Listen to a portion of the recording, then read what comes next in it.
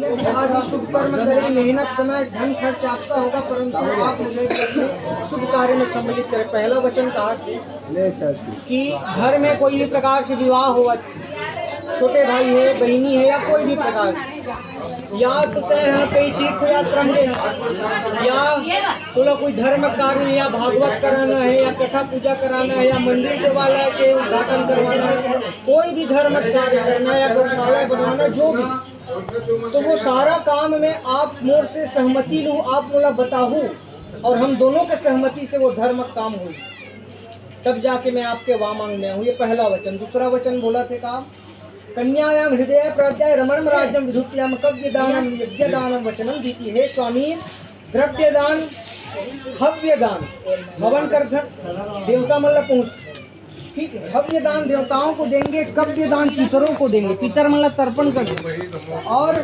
जितना भी खुशहाली में, खुशी हो गए, त्योहार हो गए, जो भी, तो खुशहाली में आप जो भी खर्च करो, खर्च में आप सहभागी मोला बनाओ, मोला बताओ, हम दोनों के सहमति से वो खर्च हो।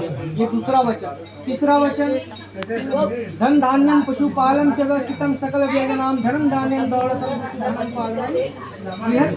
अब तीसरा वचन में बोला थे कहा कि अब मैं विवाह के बाद आपके घर जाऊं तो घर में सास ससुर देवर जेठानी जेठ जो भी हो परिवार, वो सबसे मैं अपन मित्रता के व्यवहार करूं, और गृह मंत्री के रूप में मैं वहाँ स्थापित रहूं। ये हवे ऊपर चौथा।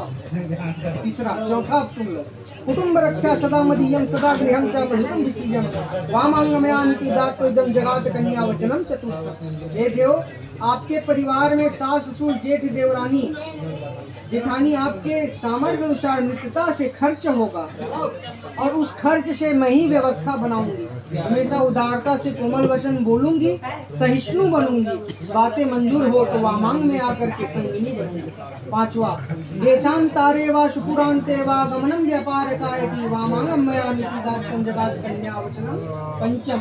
हे देव, देश हो या विदेश हो, व्यापार हो या दुकान हो, कोई भी जीविकोपार्जन का प्रयास, चाहे व्यापार करे बर कहीं बाहर गए हैं, नौकरी करे बर गए हैं, या कोई भी जीविकोपार्जन या घर में दुकानदारी जो भी खोले, तो इमा खर्च मेहनत सहभागी होना आवश्यक। ये है पांचवा वचन। छठवां वचन हे कांते, धन के सदुपयोग हेतु मंदिर, तालाब, हैंडपंप, फटफटी बोर करवाने, भवन बनवाने का शौक यदि होगा तो खर्च में आपका ही होगा, लेकिन अर्धांगिनी के नाम से सहमति आवश्यक होगी मेरी, तभी मैं वामांग में आसन ग्रहण करूंगी। और सातवां वचन, ये बड़ा ध्यान से श्रवण करना है और एला जीवन में उतारना है कि सातवां वचन में कन्या अपन पति से, पत्नी अपन पति से बोलते कि हे नाथ, यह वचन बड़ा सोचनीय है।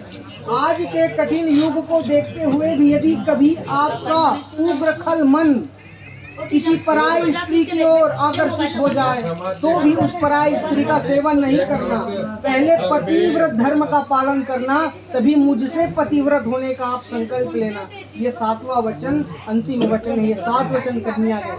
उसके बाद पति भी बोलते कहा कि आपने वचन ले लिया और हमको दिया नहीं, देने वाला ही पाता है, इसलिए हमको भी कुछ वचन दान में चाहिए। तो क्या क्या?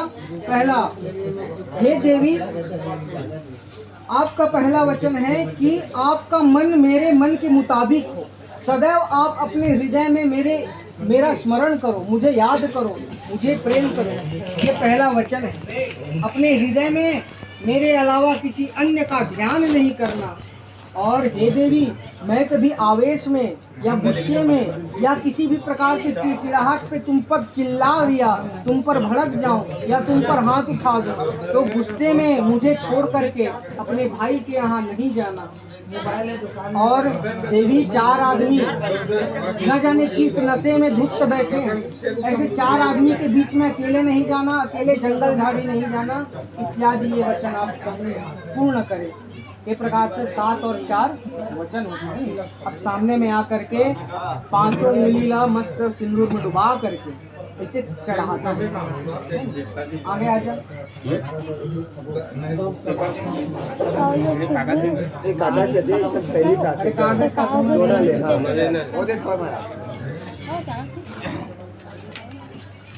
साइड कर दो, साइड हिला, बीच के साइड करना।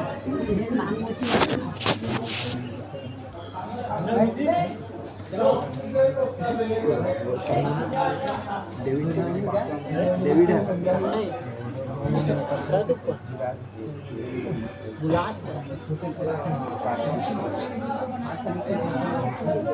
बस साइड करना, हो रहा है